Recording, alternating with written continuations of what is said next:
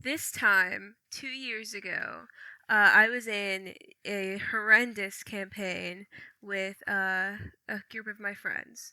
So, the first campaign I ever played with my friends was an actual horror story. The campaign was made up of me, Jellybean, Nazi, Nomi, and Zach with an HK, and our horrible DM.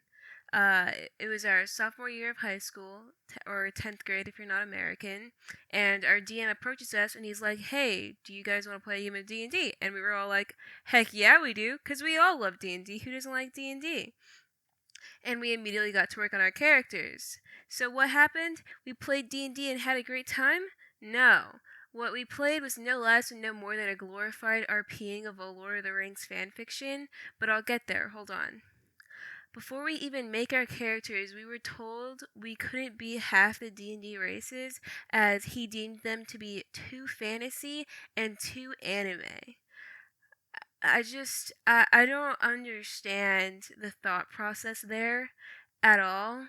It's a fantasy role playing game, but we didn't we saw this red flag and we just kind of ignored it because we had rose tinted glasses on, and all red flags will just look like flags when you have rose tinted glasses. Because we were like, heck yeah, someone volunteered to being a DM. That's like one of the hardest jobs and the worst job. So we each got our first character done and we were like, boom, what do you think? And they were all rejected. Most of us had our first character rejected for being too anime and too fantasy. And I don't even know what he means by too fantasy, but and too anime, but I'm just not even going to question it. I don't want to lose the brain cells. And so, if you stood your ground about anything that you wanted your character to have or be like, he would just have all of the NPCs gaslight your character, basically, because you would be like, "This is a guitar. I play guitar, and I'm a bard," and all of the NPCs will be like, "Oh, it's a lute," and because he didn't want you to be able to play a guitar for whatever reason. It just wasn't gritty enough and realistic enough for him, I suppose. He also forced us to make a non magic explanation for our magic if we were a spellcaster. And if you were pretty much anything that was a spellcaster, he'd be like, well, it's because of your religion and that's like the magic of it, so you're basically a cleric. And it was like, no, I'm not a cleric. I am a warlock. And so that was just really frustrating, but it wasn't that big of a deal. What was a big deal was that our DM was prone to monologuing and stroking his own ego by admiring his own world building, expressing more details than our characters could possibly ascertain. After about 5 minutes of him monologuing about the material pillars, he would move on to the socio-economic policies passed in the last 80 years. And by this point, no one was even listening and is either on their phone or they're entirely zoned out. And it just completely destroyed any sense of immersion we could have. Because it would be like he has this long freaking monologue about this texture of pillars, and no one's doing anything, and he's like waiting, and so that awkward pause, and you're like, oh shoot, and so you're like, I opened the door, and then he goes on another monologue about what's behind the door, and it was just a cycle of that. His habit on going on these unbelievably long monologues led to our pacing being incredibly funky, and he would punish us for this, but we'll get into the punishments later. He would get mad at us for not paying attention because we would zone out during his freaking monologues and we weren't doing anything fast enough, even though that was his fault for breaking the immersion. But every cloud has a silver lining, and every shit DM teaches you one thing to do. This DM taught me to talk more than 10 minutes, no more than 2 minutes at a time, because my gosh, that was the worst thing. Uh, the absolute worst part of it all was his superiority complex, in my opinion, because he acted as though his low fantasy D&D game was more highbrow than other campaigns because those are all too anime and they were all kawaii and not realistic and gritty enough. He thought that he was playing a superior version of D&D because it was gritty and not fun. He also had this habit of talking down to people in a really condescending tone or making jokes where he just goes, "Did I ask?" to anything you could say. You would be in the middle of a conversation and he'd be like, "Did I ask?" And it's like, "No, you didn't ask, but this is how conversations work. Other people get to talk other than you, buddy." But okay.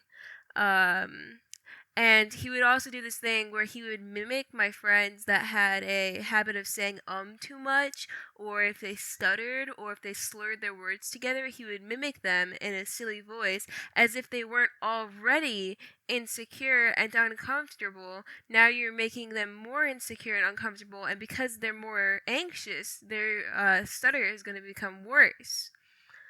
But whatever.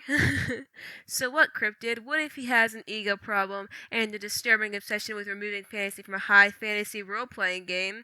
And there are extremely valid low fantasy D&D games, and you shouldn't be upset if someone finds something fun that you don't find fun. But I understand that. That is okay, that it's not that bad. However, it was that bad because he also tried to remove the roleplay part of the game. So not only was he removing the fantasy, but now he was coming after the roleplay by so intensely railroading the game. Um, The game was so tightly railroaded, we often didn't have the freedom to check out anything or interact with NPCs. Instead, we were constantly on the main plot line, which would be fine. However, it wasn't fine because the game was so tightly railroaded, didn't feel like we had any impact in the story, not to mention the absolute hellish punishments we got if we stepped too far out of line. What kind of punishments, you may be thinking? The gelatinous kind at level 3 where a slime corrodes your armor, making the only melee character's AC so low they can no longer function as a melee, and now they are useless in combat. The only remotely fun part of the game was the combat at this point, and now your character's useless, so you're just not having fun.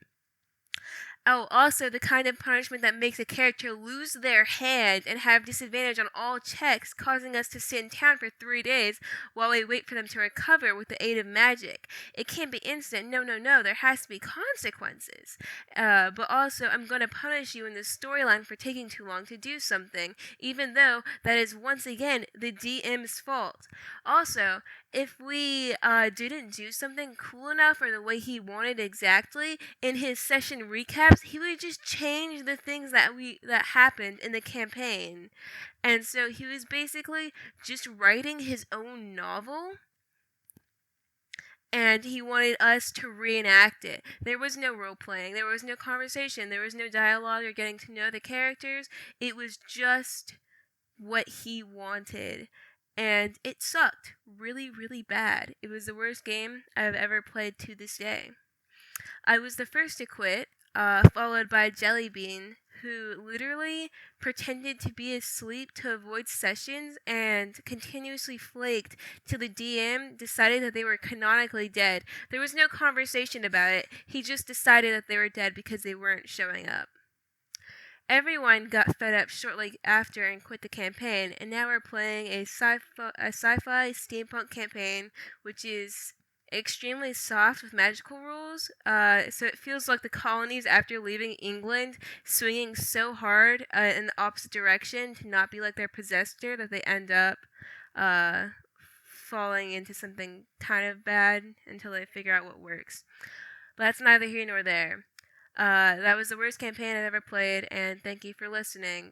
The thing that I'm drawing on screen right now is a map for my D&D campaign, and I really hope that you guys like it. It is kind of a new style for me. I'm not used to drawing architecture in general, but I don't know. It reminds me of Stardew and Pokemon, kind of. I'm gonna watercolor it in person so you won't see that, but it exists. If you made it this far in the video, you must have liked it, so you are now legally obligated to subscribe and like. Prosecutors, no. Violators will be prosecuted to the highest extent of the law. Goodbye.